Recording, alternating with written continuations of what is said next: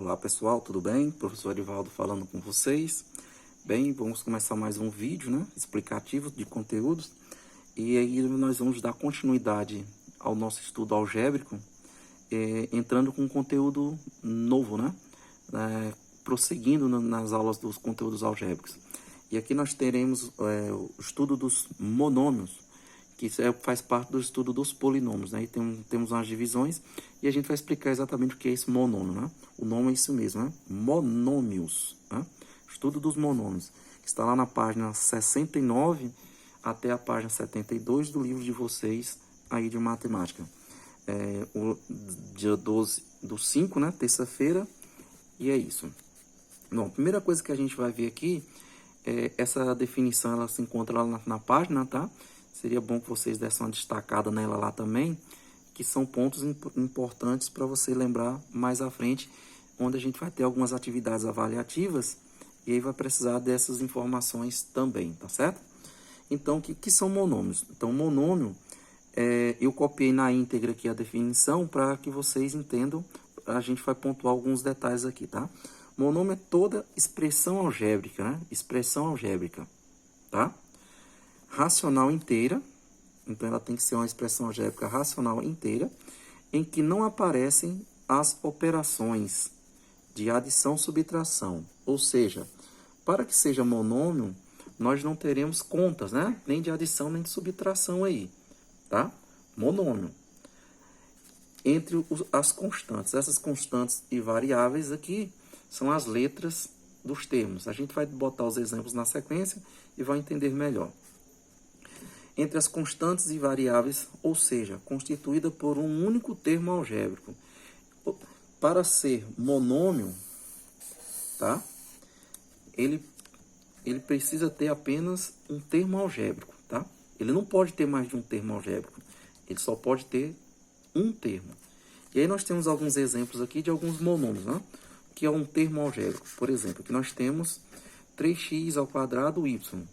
Veja que aqui, entre o 3, o x ao quadrado e o y, nós não temos sinais, tá? Não tem sinal algum. Aqui nesse meio, nós não podemos ter nenhum sinal de mais, nem um sinal de menos. No início, sim. No meio, não. Entre o 3 e o x, não pode ter sinal de mais nem de menos. Da mesma forma, entre o x ao quadrado e o y, tá? Por isso que ele é um monômio. Aqui ele pode ter o quê? O sinal de vezes, porque quando não aparece é vezes, tá bom? Outro exemplo aqui, 2AB. Então, eu tenho um termo sozinho. Lembrando que isso aqui é apenas um termo, tá? Quando não aparecem sinais entre as letras e números, é apenas um termo, ok? Se eu colocar um sinal aqui no meio, ele passa a ser dois termos. Se eu colocar um sinalzinho aqui, aí ficaria 2A mais B. Aí ele já deixa de ser monômio, tá? E aqui nós temos mais outro exemplo. Ele pode ser fracionado, tá vendo? Ah, mas aqui tem um sinal. Sim, aqui pode, Esse sinal, ele vem no início do termo. Entre o termo numérico e o algébrico, nós não temos sinais. Então, aqui, nesse pedaço aqui, não pode ter sinal. Por isso que configura o monômio. Aqui mais um outro exemplo de monômio, tá? 5m ao cubo, n ao quadrado, p. Novamente, sem sinais no meio. E aqui, uma raiz quadrada de 7. Aí você pode estar pensando o seguinte, mas ali não fala no início de uma expressão algébrica? Sim.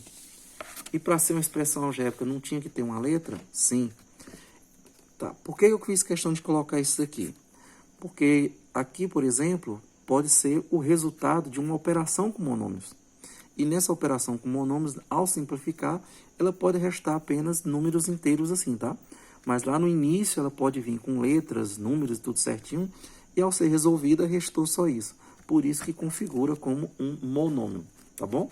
Então essa é a definição do que é um monômio e como que esse monômio alguns exemplos de monômios, tá certo? Outra parte do nosso conteúdo, tá? Os monômios, eles podem ter sua classificação também de acordo com seu grau, tá? Como que classifica um monômio? Como ele é apenas um termo, ele não tem mais de um termo, ele é classificado pelo grau de um monômio, grau, tá? E aí ele pode ser de primeiro, segundo, terceiro, quarto, quinto, sexto, qualquer um grau, tá? Primeiro grau, segundo grau, terceiro grau. E a gente vai explicar aqui como que faz essa classificação do grau de um monômio. É bem simples, tá? O grau de um monômio, ele é determinado pela soma, repito, soma dos expoentes algébricos, tá? Soma dos expoentes, vou colocar aqui letras. Então, para a gente saber o grau de um monômio, a gente pega o quê? A gente soma os expoentes das letras. Então, aqui eu tenho A ao quadrado, B ao cubo, C à quarta. Então, o que é que a gente vai ter? Eu vou pegar o 2, mais 3, mais 4, né? Então, se eu somar aqui o 2, mais 3, mais 4, eu tenho um total de 2 mais 3 é igual a 7, 5, né? 2 mais 3 é igual a 5, 5 mais 4 é igual a 9. Portanto, esse monômio aqui, ó, ele é do nono grau. Então, a soma dos termos aqui, ó, dos expoentes dos termos, deu 9. Então, nesse caso, ele é um monômio do nono grau, certo? Então, veja que é bem simples, né? Então, para você classificar aí o grau de um monômio, não tem dificuldade. Basta eu somar os seus expoentes. Precisa eu copiar esses números aqui na frente para colocar essa soma? Não, não é necessário, tá? Você já pode fazer de ordem direta. Aqui, por exemplo, x, y ao cubo. O x aqui está sem expoente, certo? Aí você vai lembrar que quando não tem expoente, é 1. Tem que lembrar desse detalhe. Portanto, 1 mais 3 aqui resulta em 4. Portanto, quarto grau. Então, isso é um monômio de quarto grau, tá? Monômio de quarto grau. No outro exemplo, eu tenho 5y² mais z. Ou melhor, 5y² z. Esse 5 aqui interfere alguma coisa aqui na classificação? Não, tá? Quando tem letra, eu vou usar sempre os expoentes das letras. Então, aqui vai ser um monômio do terceiro grau. Terceiro grau. Isso porque eu somei 2 do y e 1 da letra z. Lembrar que a letra, sempre que a letra aparecer, ela tem expoente, tá? Tem expoente. Mais um exemplo aqui. Nós temos uma letra sozinha, né? Na fração. E o expoente dessa letra é 1. O 3 e o 5 aqui da parte fracionária, que é o coeficiente numérico, não alteram nada na classificação de grau. Então, x elevado a 1. O que significa que isso aqui é um monômio do primeiro grau. Monômio do primeiro grau.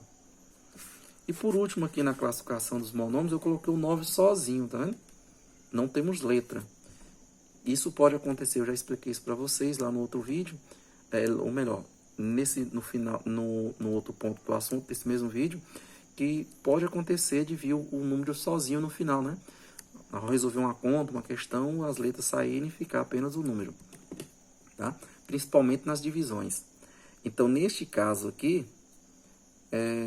se o grau do monômio é dado pela soma dos expoentes das letras, né? Eu somo os expoentes das letras e sei o grau do monômio. Nesse caso, não tenho letra, então, qual vai ser o grau aqui?